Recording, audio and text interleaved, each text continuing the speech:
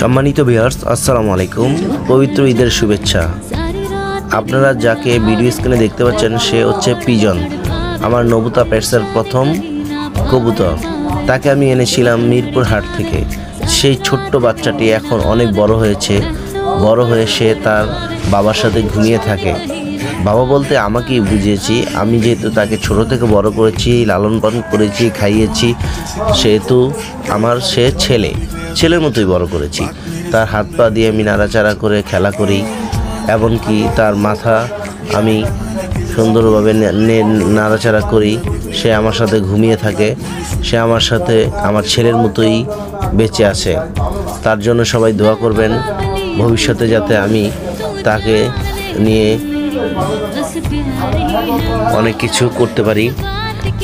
তার বাচ্চা কাচ্চাও দেখতে পারবেন, তার স্ত্রীকেও দেখতে পারবেন।